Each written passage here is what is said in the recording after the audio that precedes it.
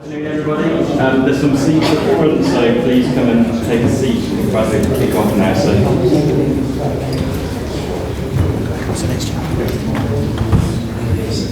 So, good afternoon, and a huge welcome to Policy Exchange for what will be, I'm sure, a hugely hotly debated event around accountability in today's public services. I'm really pleased to welcome Margaret Hodge here today.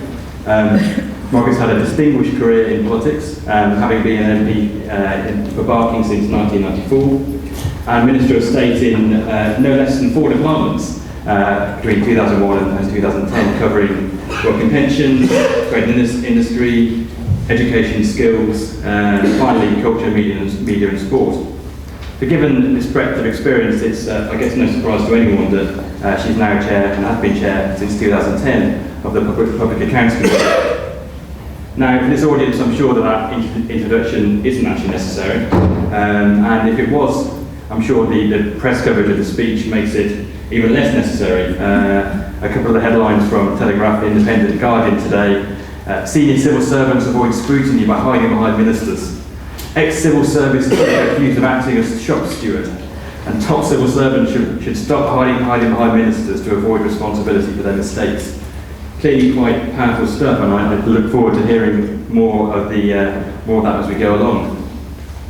Now, I should probably pause here and declare an interest. I am actually an ex-civil servant, as I think 3 or 4 people at Policy Exchange actually are. So.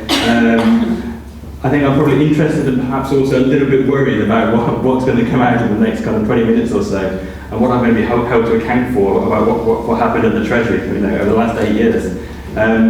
But more seriously, this whole agenda is hugely important for Policy Exchange.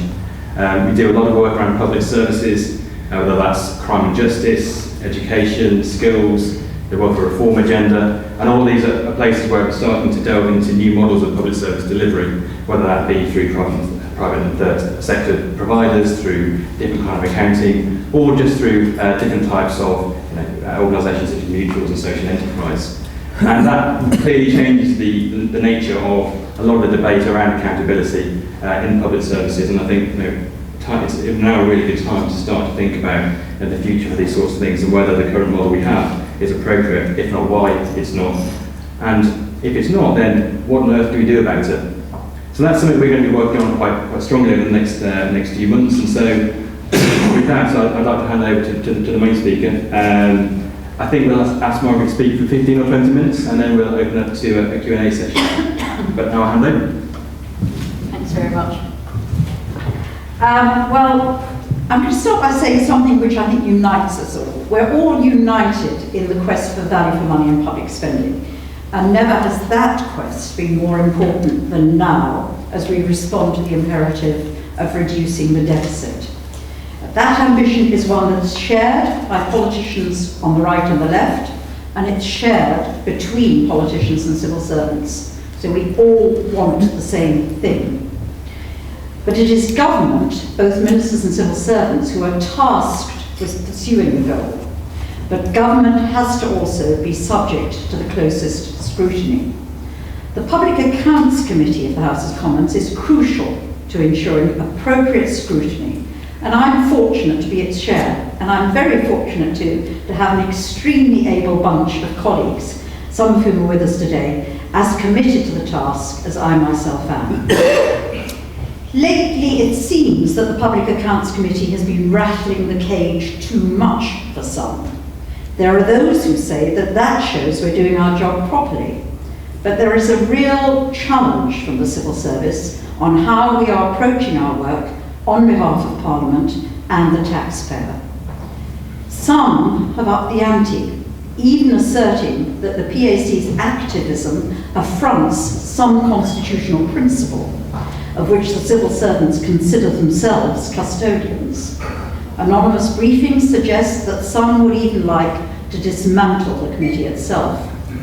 So I'm grateful to you at Policy Exchange, and congratulations on your 10th anniversary, for this chance to take a step back from the day-to-day grind of our committee's work, so that I can reflect and ask what I accept are some very difficult questions about both the relationship between Parliament and the civil service and about the changes I believe we need to ensure proper accountability in the new public services landscape. Just before his departure from government, the then Cabinet Secretary, Sir Gus, now Lord O'Donnell, wrote me a letter on behalf of all the permanent secretaries, raising concerns about the way in which the Public Accounts Committee was seeking to hold the executive to account. It was as if he'd taken on the role of shop steward for aggrieved permanent secretaries. He berated me for the way in which the Public Accounts Committee was seeking to hold the executive to account. He was particularly exercised about the hearings we had held during the autumn involving HM Revenue and Customs, investing how they had tackled tax disputes with large corporations, and specifically the settlement they had made with Goldman Sachs. During those hearings, we demanded answers from civil servants to serious questions about deals concluded with major corporations, which did not seem to properly protect the taxpayer's interest, and which appeared not to comply with HMRC's own procedures and protocols. The committee was frustrated. Officials obfuscated, refused to answer our questions, and so during one hearing, we took the very unusual step of requiring a senior civil servant to give evidence on oath. Thanks to our pressure, and with the help of a whistleblower, we uncovered serious systemic issues which substantially damaged the taxpayer's interest. Indeed, in response to our investigation, the government has now introduced significant changes to the way in which HMRC deals with large tax disputes in future. Yet despite this acknowledgement of systemic failure, the mandarins continue to insist that we overstep the mark. They think we contravened the constitutional principle that to maintain impartiality, civil servants should not be accountable to Parliament, but should be accountable to ministers who in turn are accountable to Parliament for all the policy and all the actions of the government. As for the long-standing right of the PAC to invigilate the chief spending officials, the accounting officers in Whitehall departments, Sir Gus acknowledged the PAC's role, but wanted to interpret its duties very narrowly. Is that really a principle of the British Constitution, or a convenient view from a group who want to resist proper openness and accountability? Call it a convention or a principle. If it doesn't change, more taxpayers' money will be wasted, public services will continue all too often to provide poor value, and transparency and accountability will become a charade. Let me develop the argument, but let me start by saying that I was privileged as a government minister through most of the years of the Labour government to work with many very bright, very committed and very hard-working civil servants for whom I have a high regard. And I know that government works best where there is a strong partnership between ministers and civil servants. Although I have to also admit that I more than once wondered whether the power didn't always reside with the more permanent civil servants rather than the more transient politicians. A couple of anecdotes. I remember an instance when I was children's minister and we were trying to deal with serious problems at CAFCAS, the service to support children in court proceedings. I had to talk to Charlie Faulkner because we shared responsibilities, and I received a speaking note from officials which said, and I quote, "I've drafted up a one-page what to say and what not to say. This sounds very sign-free, but if there are any awkward direct questions, it's entirely open to Margaret to just say, that's a matter for Lord Faulkner. In fact, she would be wise to do so." Sympathetic nods. Interesting. And I see are good too, I'm certainly told. Another more telling example was when I was arts minister. We oversaw the appointments to many of the boards of our national arts and heritage institutions. I found when I arrived that only 1 in 4 of the appointments were to women, and I wanted to get a more equal and balanced outcome. Within a year, we have improved considerably, and 46% of our appointments were to women. I then had to take a year's compassionate leave, and when I returned, I found that, surprise, surprise, we'd reverted to only 1 in 4 of the appointments being secured by women. These stories are perhaps amusing reflections on the struggle for power between civil servants and ministers in government. But the battle over whether and how the civil service should be accountable to Parliament and through us to the public is serious. The traditions surrounding civil service accountability are steeped in history. It was the Northcote Trevelyan reforms introduced under Gladstone in the 1850s, which articulated the idea of a non-partisan civil service, selected on merit and ability, and not on patronage and influence. This formed the basis of the civil service we know today. Through the Haldane Report after the First World War, to the introduction of the Osmovaly Rules in 1980, and to Robert Armstrong's memorandum in 1985, the doctrine of ministerial accountability to Parliament and civil service accountability to ministers became embedded. And now traditionalists want to defend that principle, while modernisers believe it needs reform. Robert Armstrong articulated the principle when he said, again I quote, "The civil service has no constitutional personality separate and apart from the government of the day. The duty of the civil servant is first and foremost to the Minister of the Crown, who is in charge of the department in which he or she is serving." The current arrangements can be seen equally valuable and equally frustrating to both ministers and to politicians.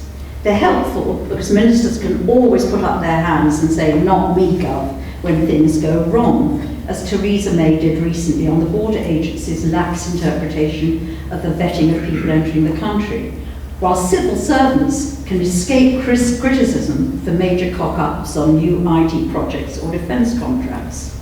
They're maddening because politicians resent having to accept responsibility for mistakes made by civil servants, and civil servants resent being blamed without being able to clear their name. But that old doctrine of accountability is, in my view, not fit for the 21st century. When Haldane created the modern civil service in 1918, the Home Office employed just 28 civil servants. Today, even after headcount reductions demanded in the deficit reduction programme, there are 34,000 civil servants in the Home Office and in its agencies. Expecting ministers to accept responsibility for every action of 34,000 people is plain daft. Both the Freedom of Information Act and the role of the Ombudsman have helped to open up the civil service to public account, and of themselves have altered the conventional principle of ministerial accountability. And we now live in an age of payment by results and performance management, yet ministers are prevented from themselves appointing, promoting, or sacking the senior civil servants for whom they are said to be accountable, on the grounds that this would politicise the civil service. You begin to wonder whether the whole doctrine of ministerial accountability is not constructed on a lie. How can anybody be held accountable for the actions of people they can't hire or fire? So civil servants escape external accountability because they are protected by the Convention of Ministerial Accountability, and they escape internal accountability because ministers are powerless to hold them to account in any meaningful way. Some former ministers, such as Beverly Hughes, acknowledged the doctrine of ministerial accountability and fell on their swords when their officials failed to carry out ministerial policies. But today, Theresa May's insistence that she knew nothing of the actions of her civil servants has been accepted. And I think that is right. But if she is not responsible, and the civil servants are, who is to hold them to account? It must be Parliament. The senior civil service need to acknowledge that we live in a different world from the world in which these ancient conventions could prevail. Everybody now wants greater transparency and accountability. Indeed, this government is continually legislating to demand that greater transparency of public bodies. But if the government wants to hold others to account, it must itself be held to rigorous account. And that's not just the here today, gone today ministers. It includes the civil servants who are responsible for the execution of policy too. And that's just what we're trying to do in the Public Accounts Committee. We're working to carry out our necessary constitutional duties. And of course it's uncomfortable when we unearth gaping holes in the governance and accountability of HMRC. Of course, the government and the civil service will get cross if we identify huge potential cost overruns on aircraft carriers. Of course, they hate it when we look at the Olympics budget in its entirety and warn that they could break their own budget limits. And of course, it's embarrassing when we allege excessive profiteering, poor practice and potential fraud in A4E, one of the major work programme providers, delivering a key plank of this government and the previous government's reform programme. But for people to respond by asserting that we are straying beyond our remit is frankly pathetic. And for civil servants to hide behind their ministers will simply not do. Senior civil servants can be adept at using convention to make detailed scrutiny ineffective. When the IPPR undertook a study of the civil service in 2006, they quoted a senior civil servant as saying that whilst appearances before select committees might be unpleasant, and I quote here, appearing before the PAC doesn't change the price of fish. Well, we are determined to change the price of fish and to have an impact on how the government spends our money. We're not interested in lining shelves with reports that don't make a difference. And from anonymous briefings, it appears that the civil service response may be to attempt to abolish us. So what's changed? Government has got vastly bigger and more complex, and so the doctrine of ministerial accountability is now insufficient. Of course, ministers are responsible and accountable for the policies they pursue, but civil servants are responsible for the execution of these policies and should, as the IPPR study argued, also be accountable for them. I accept that there are times when the distinction becomes blurred, but that doesn't mean we can't find a sensible, pragmatic way through the issues, and Parliament, through its select committee inquiries, is competent to figure out where praise and blame lie. Certainly this challenge should not become an excuse for relying on outdated conventions. Further, there is a general welcome for the ways in which Parliament is seeking to reclaim its authority to hold the executive to account. After an era of too much so for government, and in the wake of the first coalition government since the Second World War, Parliament is developing greater independence. Select committee chairs are now elected, and that does give us stronger legitimacy to challenge both ministers and civil servants. You only have to look at the excellent work of my colleagues on the Public Administration Select Committee, the Treasury Select Committee, DCMS, Health and Home Office, Departmental Select Committees to appreciate the increasing authority and autonomy of Parliament. The public want more transparency, and they want people to be both properly responsible and clearly accountable. Recently, the PAC took yet another look at the Rural Payment Agency. The system for paying farmers their European subsidies has been disastrous since its introduction some 6 years ago. Farmers are paid late, they often receive the wrong amount, and the government ends up paying hundreds of millions of pounds back to Brussels because the payments were wrong. The permanent secretary at DEFRA, Helen Ghosh, had been in charge of this for 5 years, but had recently been promoted to the Home Office. We wanted to break with convention that the newly appointed accounting officer should come before our committee, and we wanted the person who'd been in charge for the previous 5 years to give evidence on why she hadn't sorted out the problems during her tenure. She rejected several invitations to appear, and it was only when I signed an order demanding her appearance that she finally came. In our view, officials who are responsible should remain accountable, even if they change jobs. Also, the doctrine of ministerial accountability simply doesn't work across the whole of government. HMRC is a good example. It is a non-ministerial department on issues of taxation. The department is not accountable to any minister for the way it handles tax disputes, Goldman Sachs, Vodafone, or other big corporations. Yet there are big sums involved, and potentially £25 billion of tax income is at stake. So in this particular instance, there is no democratic accountability, and it was only because whistleblowers gave evidence to the committee that we were able to start to unravel what was happening and identify the major systemic failures. To argue that we were wrong to try and hold the civil servants accountable to Parliament, especially when the evidence of the Permanent Secretary for Tax was at best inconsistent and at worst may have been misleading, is, I believe, wrong. And if we don't hold the civil servants in non-ministerial departments to account, who does? What I'm saying is not new. For years, politicians, commentators, academics, and frustrated taxpayers have argued for greater accountability of the civil service to Parliament for executive decisions.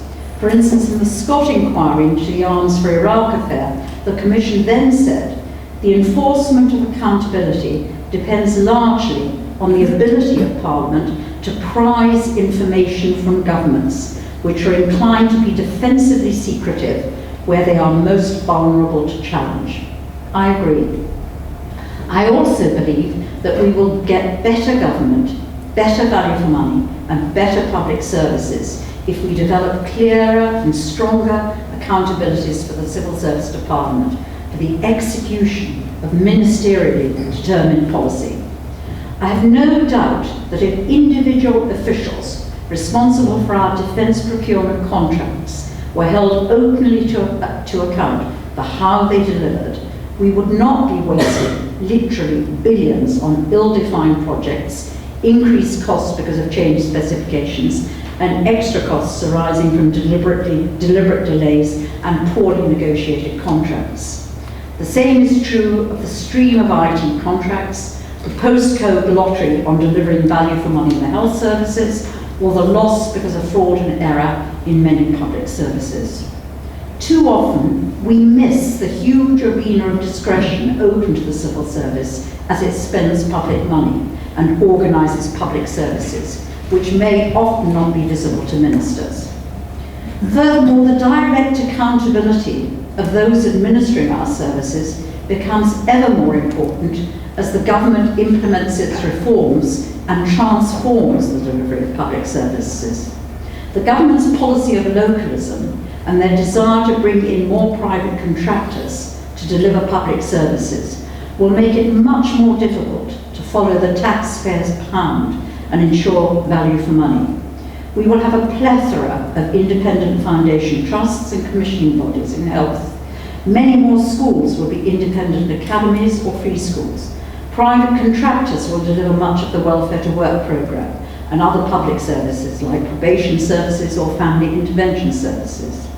With the abolition of the Audit Commission, the National Audit Office becomes the only body that will examine public expenditure to ensure value for money. I accept that the government believes that its transparency agenda will help to secure good value, but I think they are only partially right. Many of these independent bodies will not provide transparent financial information for even the armchair auditors to have a go at vetting them, because they will hide behind commercial confidentiality. Many citizens will be less concerned with value for money and more concerned with other performance measures. Parents care about exam results, patients want to be seen quickly, and the unemployed want a job. And the very early indications are that if we don't put in place vigilant systems, taxpayers' money will be wasted. I think that requires a proper review of accountability. The National Audit Office provides a first-class service, but it was established to do a qualitatively different job to ensure value for money in big government departments with large government contracts.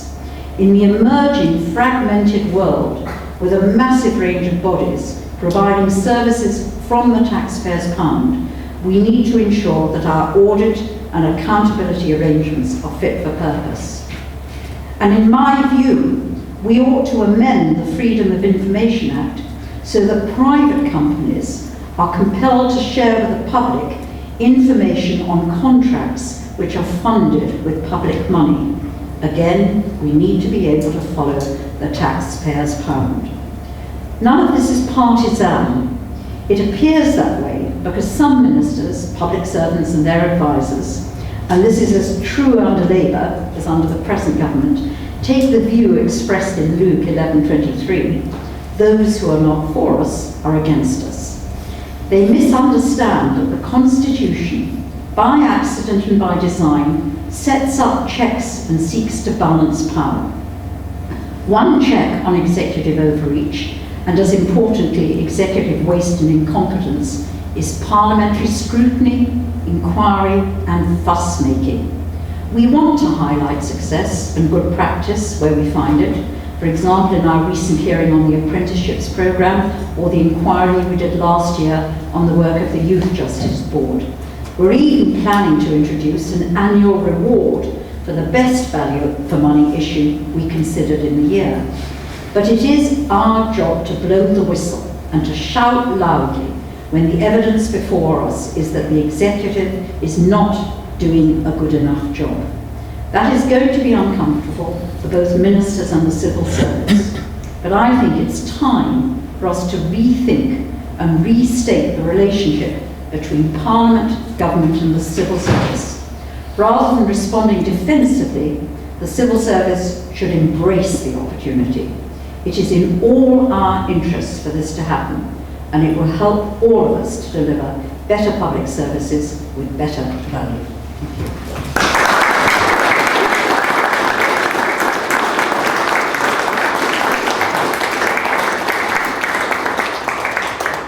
Thank you so much for that.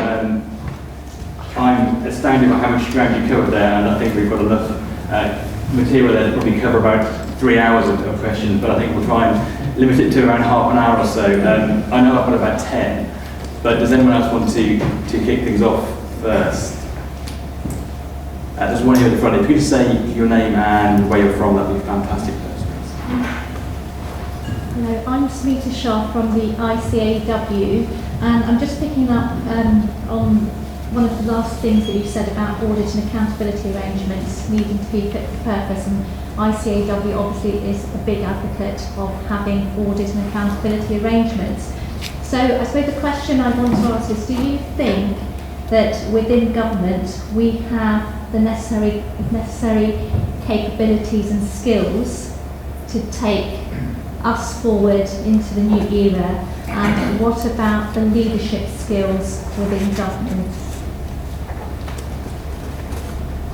Let's do one at a time. Okay. I mean, I think it's better than it was, and it needs to get better still, is the answer to that. So we constantly, in all our reports, we identify lack of financial skills, commercial skills, project management skills, knowledge of information technology. All those are sort of areas which consistently come up as weaknesses.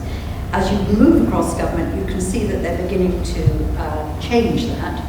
I think, actually, my criticism there really is slightly of the previous Cabinet Secretary, who, when he gave evidence at an early stage, said that there was no hope of growing those within the civil service because of pay. And I just don't accept that. I actually think the civil service does recruit extremely bright, able people. And if we put the right training and support in place, you could grow those skills in-house without difficulty. And I don't think everybody would immediately rush off to double their salary in the private sector. A lot of people work in the public domain for other reasons than pay, and I think you can keep them there for that purpose. There's 2 questions here, so perhaps we can take them together. But the gentleman there and then on your right. Yeah, go first. Nick Ransford, MP for Greenwich and Woolwich, and I also chair the Centre for Public Scrutiny, so have another perspective on this. I agree very, very largely with most of the things you said, Margaret. I think there is a greater complexity about the issue of ministerial responsibility And in our discussion before we started, I highlighted the complete mess in the relationship between government and many of its agencies, and the way in which ministers find it impossible to actually let agencies have the freedom that they supposedly have to operate. And we talked about the UK Border Agency and its predecessors as illustrations. If you're going to have a proper working definition of ministerial responsibility and civil service responsibility, then clearly there has to be a greater willingness of ministers to define the areas that they do and do not interfere in, because otherwise you're always going to have a messy area, and you're going to find civil servants reluctant to take action and take responsibility because they can always be countermanded. And it's not just in those sensitive areas of immigration. If you look at something like the defence procurement that you've referred to, when you've got constant chopping and changing on policies in relation to aircraft carriers, helicopters, how strike aircraft can take off or land on those aircraft carriers and so forth, you will never find the kind of responsible, effective procurement that you're looking for, because it's simply impossible. Because changing ministerial whim or changing, in this case of this, changing government, will result in policies that make previous procurement decisions completely untenable.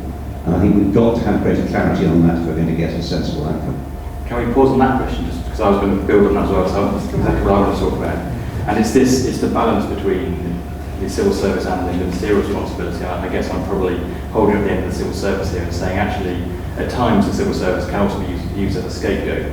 So the example I could think of immediately was around the previous procurement of a computer for the new tax credit system in 2003, where it was built very quickly because of ministerial needs to get the system running, and largely isn't fit for purpose. Now, where does the responsibility there lie? Is it with the ministerial team who said it needs to be done quickly, or is it with the poor delivery from HMRC and the Treasury? I think this is quite an interesting question about the politics and the delivery arms kind of rub up against each other, and it's quite difficult to work out where that responsibility lies. Do you want to do those two? I mean, I don't think these are easy questions to answer. Just because they're difficult, we shouldn't shy away from them, and we shouldn't therefore say that the old convention holds good, because the old convention doesn't. So that's the first thing to say. And the second thing, just to say, somebody said it to me this morning after, or emailed me this, and I thought it was a really important point, that we want to maintain an impartial civil service, but that doesn't mean it has to be an independent civil service. So you can have accountability and impartiality, I think, go together. And I think that's a really important distinction to make. And I also accept entirely Nick's point that if we go for a redefinition, that will mean that civil servants who then become accountable ought to be able to then get on with the job. But one of the justifications for interfering now is, in the end, the minister will carry the can for what goes right and what goes wrong. So one of the reasons for that interference is the actual convention of ministerial accountability. And the final thing I'd say to you is, I've got several of my colleagues here from the Public Accounts Committee, who might want to comment on it. But it's pretty obvious to you when you look at issues where the accountability should lie. I think it is pretty obvious. We quite often say, because we only see civil servants, we don't see ministers, and we quite often say to a civil servant, why on earth, when this was so obviously an ill-conceived idea, didn't you at that point exert your proper authority to put a letter of direction before the minister? And if that happened more often, you might the idea of ministerial accountability, tax credits is classic. Tax credits is classic.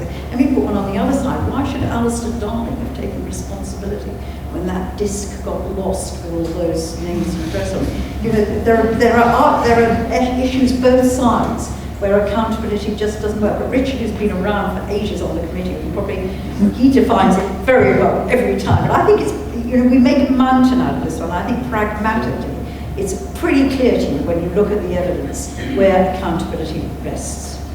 There's a question. Oh, sorry. Do you want to? Yeah, please. I'm sorry. Oh, David, it was you. I'm sorry. We'll go back that way. Don't worry. Membership has its privileges, I think. Try a duet. Yes, we will. We do that already. I agree with a great deal of what's been said, but I wanted to add a point and ask you to comment on it. I think, surely, it's interesting you mentioned the IPPR paper, and Reform did a similar one, a very good one, The Rights of Managers by Rupert Darwin. But they both conclude, the black box, Michael's black box, and the IPPR, and Rupert Darwin's pamphlet, that therefore we should abolish ministerial responsibility. And I have to say, despite the fact that I was very attracted by much of what I found in those papers, I shied away from that conclusion. It seems like a case of abolishing. It's a case of evolving. It's ministerial responsibility plus. When we had Simon Ward before us last week talking about the National Apprenticeship Service, who is not an accounting officer, but who was a passionate and committed advocate of the importance of apprenticeships. And by the way, is working with a minister who's very committed to that as well. That almost certainly helps a lot that they're in tandem. It's perfectly obvious why national apprenticeships adult apprenticeships have been such a success, and I'm sure our report will reflect that. It's because of Simon Ward, and so he should get the credit for that. But it's also the case, surely, that greater accountability and openness protects the citizen. So, for example, when you mentioned the case of Helen Ghosh, but when we some years ago called back Catherine Bell, who had been the permanent secretary in the accounting office of the DTI at the time of the NG Rover public subsidy, there was £6 million paid out to protect the wages for a week. Then there was a big debate about whether £110 million should be given or loaned to the company subsequently. The person who told us that she would have asked for a direction had she been required to go ahead with that policy was the ex-permanent secretary who was called back. In other words, the process, by calling her back, by having an updated process, enabled her to exonerate herself. And similarly, in cases where, you mentioned the case of tax credits, which Sir Richard Mottram described as trying to implement the unimplementable. In the case of the Rural Payments Agency, the senior official in the RPA, Bill Duncan, described the proposed route that the government was going to take as a nightmare. The senior official, David Hunter in DEFRA, described the proposed route as madness. And yet we went down that route because of a ministerial decision. And yet, years later, we're still worrying around in the undergrowth for why it went wrong. And I think the civil service and what they did to try and protect the public pound ought to be more clearly visible to people. I agree with that. The question is there. Yes, David Henke from Exaro News, which is an investigative news website.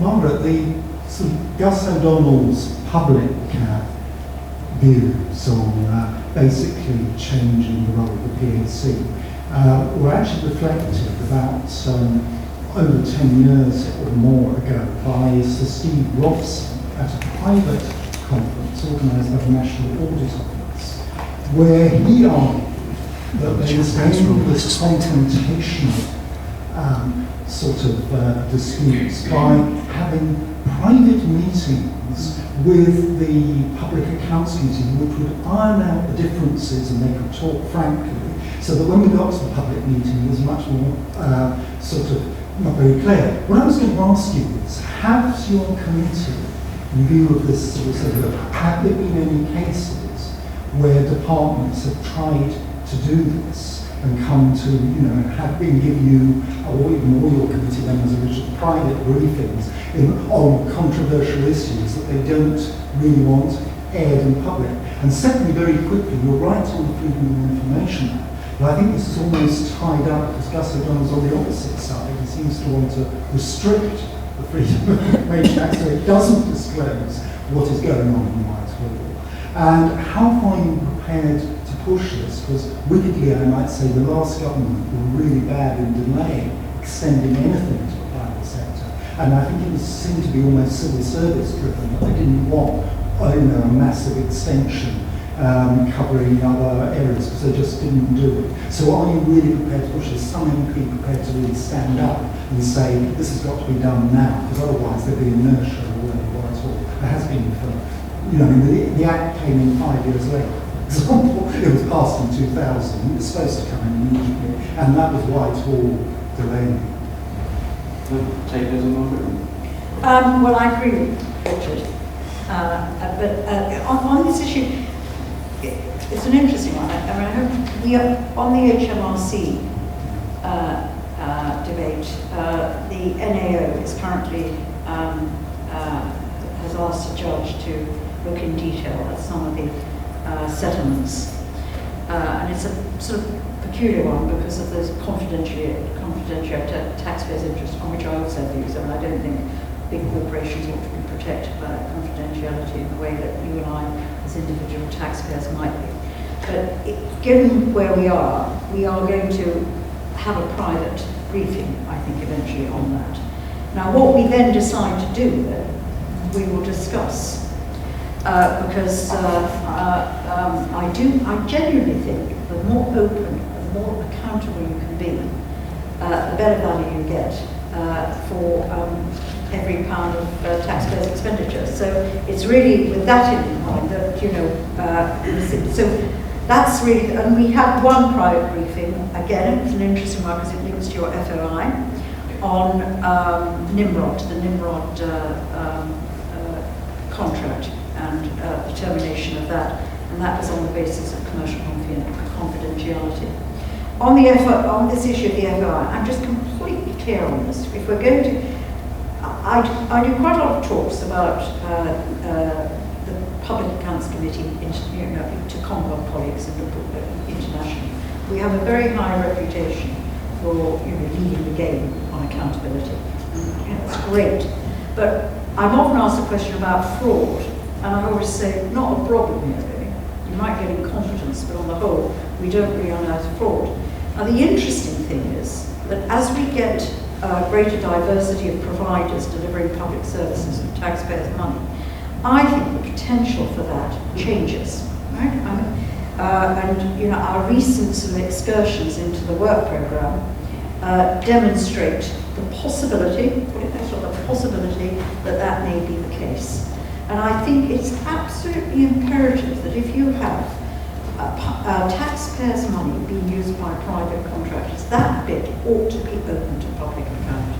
And we've got to say LOCOG, similar thing there. LOCOG, who appeared for us, very cross about the report we produced, unanimously as a committee, but try and get behind anything that LOCOG is actually doing.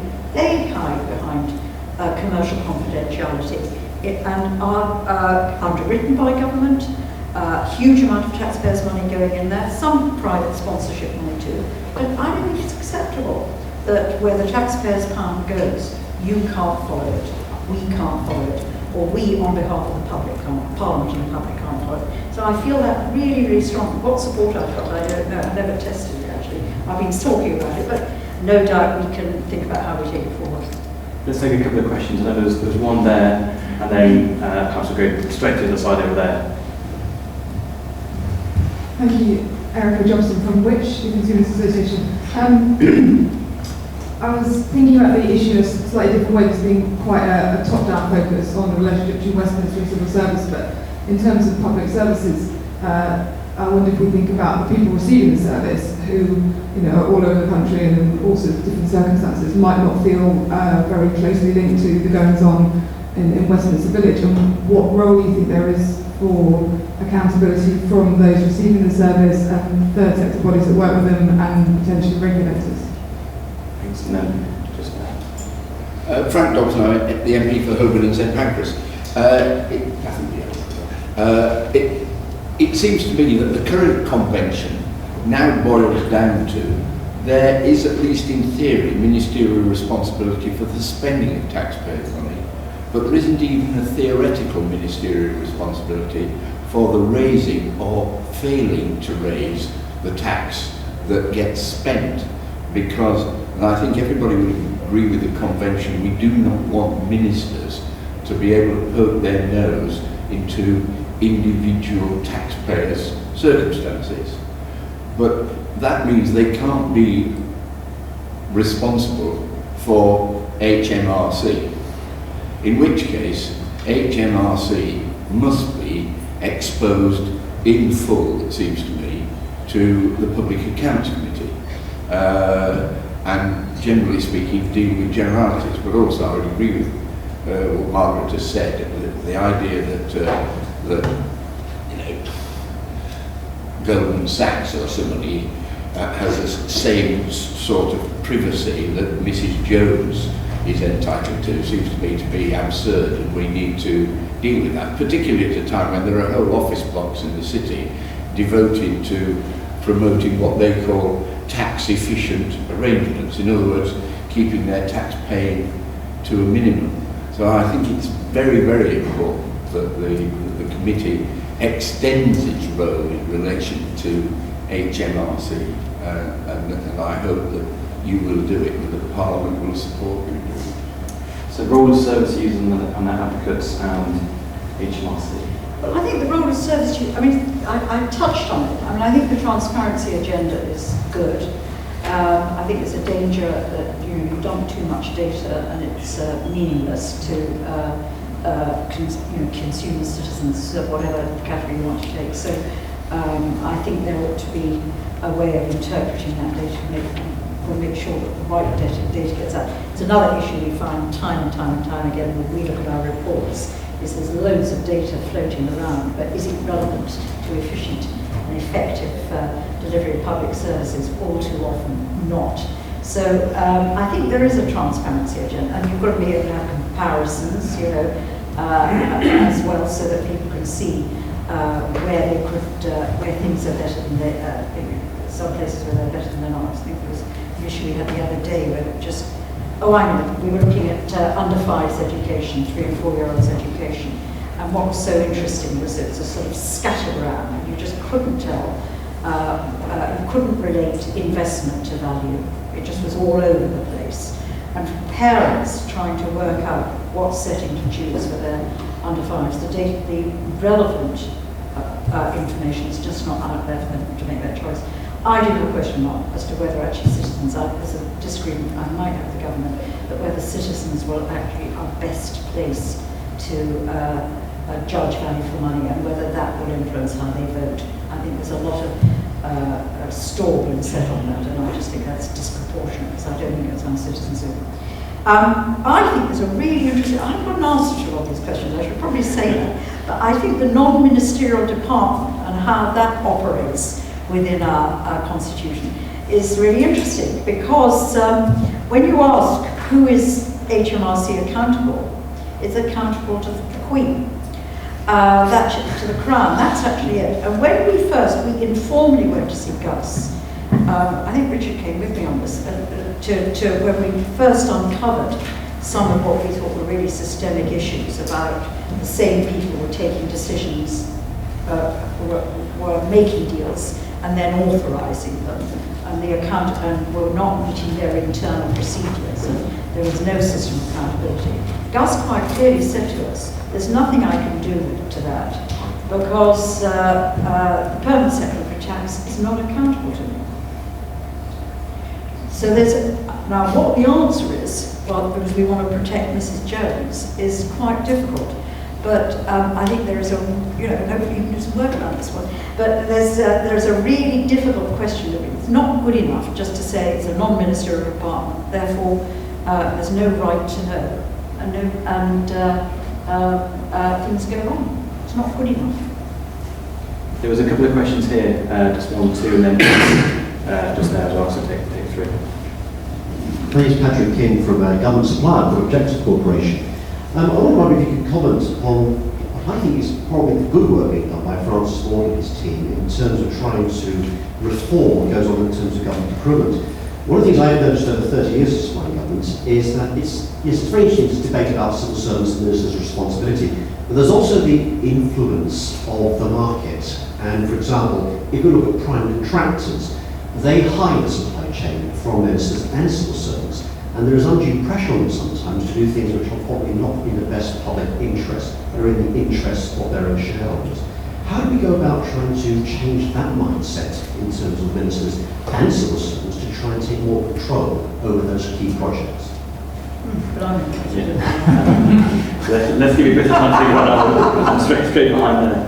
Hi, I'm Andrew Parsons from Public Servant Work, a whistleblowing charity. In your speech you mentioned the influence of whistleblowers on your committee. I was just wondering whether you'd like to comment on the idea that we've been pushing as a charity that there should be an internal group within the civil service for civil servants who are concerned about or doing perhaps the workplace to approach this the select committee as a sort of last resort. And then the final one, just here. Graham Hooper, Chief Executive of Kent Police Authority, currently wrestling with the profound consequences on police accountability as a result of the arrival of police and crime commissioners in the autumn. I was interested in whether or not you'd, in your efforts to kind of get a new approach to accountability, whether you'd thought about what the further down the river consequences of this might be on the civil service and kind of almost on a cultural kind of impact upon civil servants. I ask this because in my forays with my police force about new forms of police accountability, they had an almost atavistic reaction to this, that they kind of withdrew into their shells, took a sort of legalistic view of the consequences of police and crime commissioners. And I'm really interested in whether or not you and your colleagues on the committee have thought about how an entirely new, a fresh look at accountability in public services might what adverse reactions it might have, as well as the positive reactions, what the kind of reactions to people will be to it. So a tough question on procurement and government taking control of big contracts, whistleblowing and adverse impacts of what you're suggesting. I mean, let me evade that one a little bit. I think Francis Maud is doing a great job. I mean, I think he's one of the great performers in government. He says every time I support him, I'll stop and get him promoted. So, but I think he is actually trying to, he's working very much with the brain, I think, of the direction of the Public Accounts Committee is going. I mean, what you're really talking about is cartels, I think. Maybe. It's behaviour and ethics. Okay, so I can't be, how you control it, I would say openness. It's quite interesting this, and it comes back to your question, Graham. I mean, I've been around the public service a long, long time, more years than I can remember. In about 1987, I wrote a little Fabian pamphlet in those days called Quality, Equality and Democracy. And the real link we made was the more open and accountable you could be, the more you'd improve your quality of your services, and the more, actually, the greater the quality of access to those services would be. So I don't think anybody should be fearful of openness. I think it's nothing but a force for good. It may not be comfortable, but it's a real, absolutely key way of I think, enhancing quality and value. And on the whistleblower stuff, I think it is a really important idea.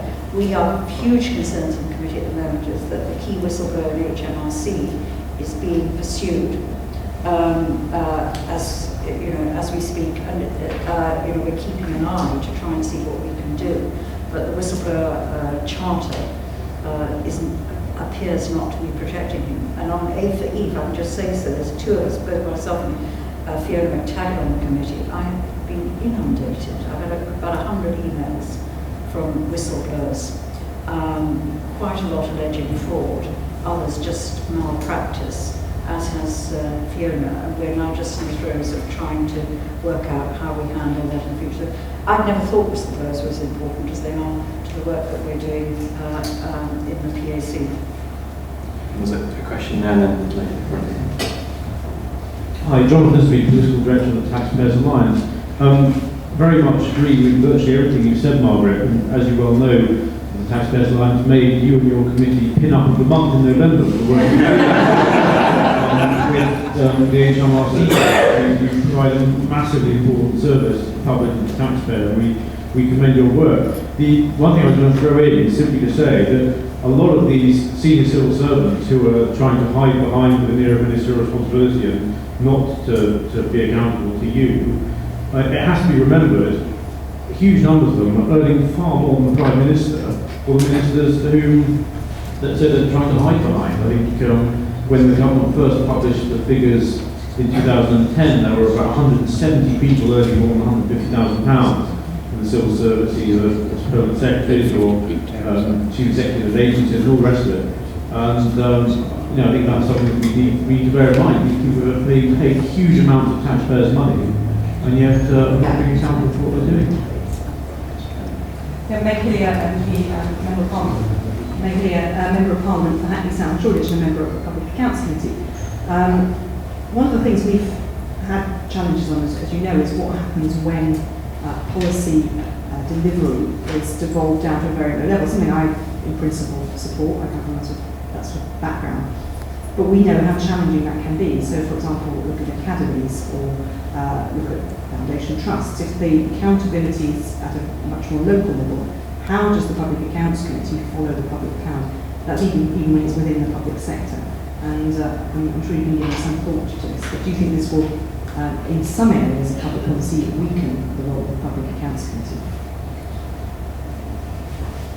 Interesting question.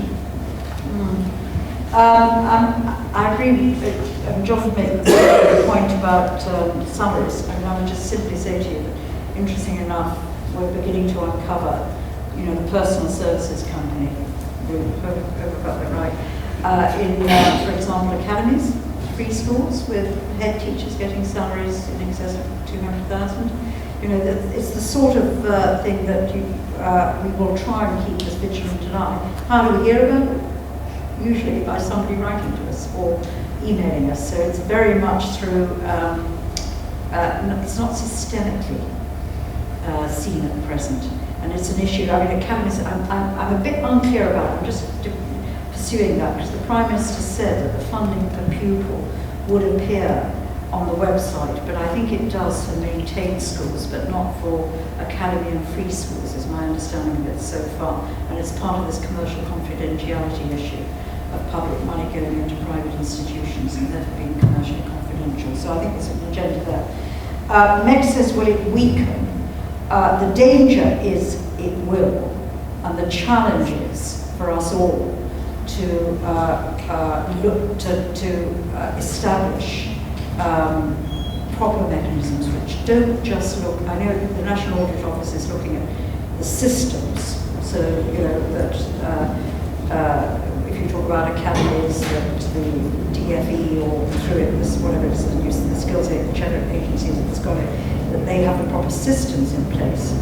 But I don't think that will be sufficient because we'll end up having bottom-up issues being raised with us around value for money, proper use of public money, and fraud. And that's why I think, and I know this is a bit of a controversial thing to say, but that's why I think it is time to take a step back from the whole of how audit is looked at, how audit is managed across the whole of the public domain, particularly in the wake of the abolition of the Audit Commission, and to see whether, given that that's happened, given the new landscape of public services, whether our audit and accountability mechanisms are really just fit for purpose. And I know that some people don't like that thought, but I really think it's an important piece of work that ought to be done.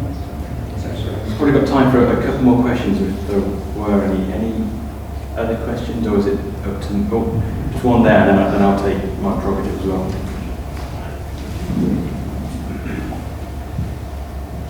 Patience Wheatcroft from the House of Lords.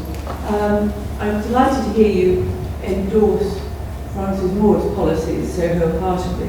One of the things he has been keen to do is build on the previous government's enthusiasm of bringing non-executive directors into government. So every department now has a fully fledged board of non-executive directors. There being a limit to what physically and humanly the Public Accounts Committee can do. I wonder whether you see any role for those boards in judging value for money and accountability. Yeah. Should we take it's an interesting issue because we had non-executive directors as well, so I had some experience personally. If I'm completely, I hope I'm not offending over here, completely honest, I'm not sure they added much value. Now, whether this new group will, the jury's out. And again, I welcome that. It's very interesting because ministers now are chairing the executive boards in departments. So this whole argument about who's responsible and accountable becomes again rather blurred. It's very fudgy. It's very fudgy. It's blurred. But a non-executive can only deliver what he's required to deliver. Yes. I'm not sure they're required. I mean, they have a power that didn't exist before, which is the power to suggest to the Prime Minister the appropriate whether somebody is doing a good job. And that's, we'll see how that, so I think the jury's out on it. My own experience was, it wasn't hugely, didn't have massive value. But maybe there's a better cohort, maybe the new infrastructure means that they'll be more effective. And, you know, my view is watch this space with interest and see what happens. The one final question I had was around, we talked a lot about, I guess, senior level accountability. And I wondered, first of all, how far down the civil service in terms of pay grade should it go? And if it does go down, then is it more about perhaps better performance management and better incentives within the civil service and better management for performance, particularly, which has been constantly criticised within the civil service as something which needs to be improved, and whether that would tackle many of these issues rather than changing wholesale changes to accountability. Well, I was looking at Stephen Barclay because he's our great expert on this in the committee. But I mean, I think we really Stephen usually asks the question every time, who is the responsible owner for this programme? It's the first question that gets asked. And therefore, whoever is responsible for it ought to then be accountable, and it does go down the system. And I think we have very firm views as a committee that, you know, the way in which you get rewarded within the civil service is you change your job after 2 years. And therefore nobody remains responsible. I tell this story funny, but the longest I stayed in my job, any job, and that ministers got switched around far too much under the Labour government, was 2.5 years, I think, as children's minister. By the end, I had more institutional knowledge than any of the civil servants who worked with me, which is scary. So I think people staying in there, people then taking responsibility and accountable for it.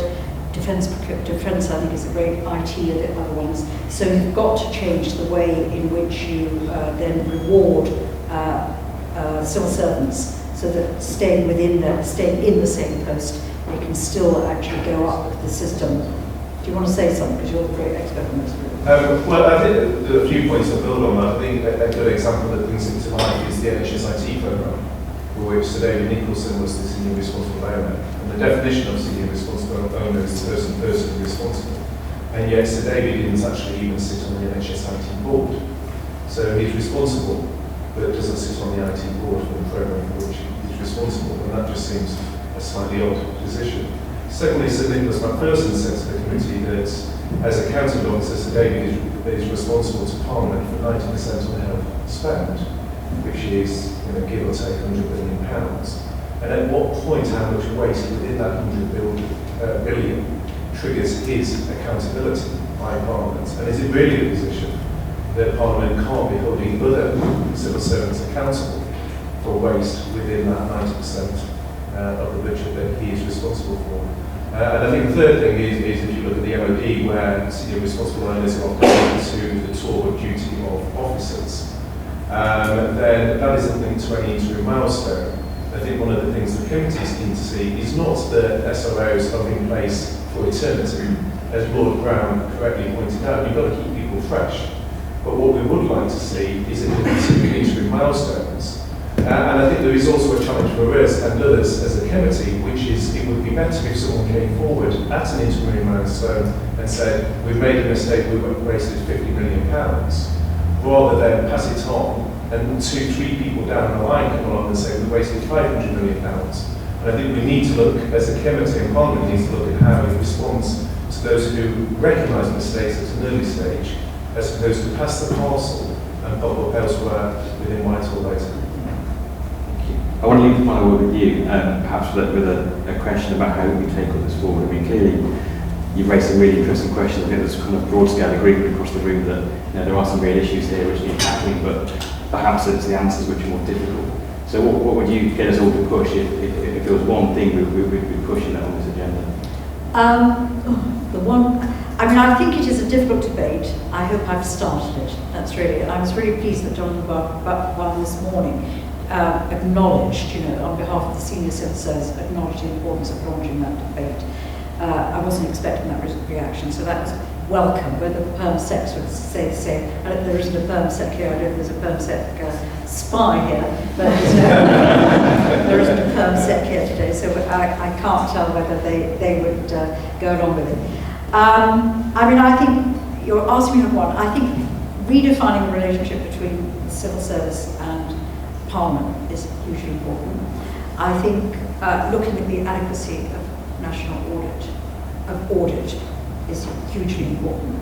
I think looking at the provisions of FOI is hugely important. So those are the three issues. And think tanks are brilliantly placed to try and bring us together, to try and find some answers to what I know are complex questions. On that huge plug for us, thank you for very kindly. All of the raises to be done is to thank Margaret for her time, and I think it would be a really great session.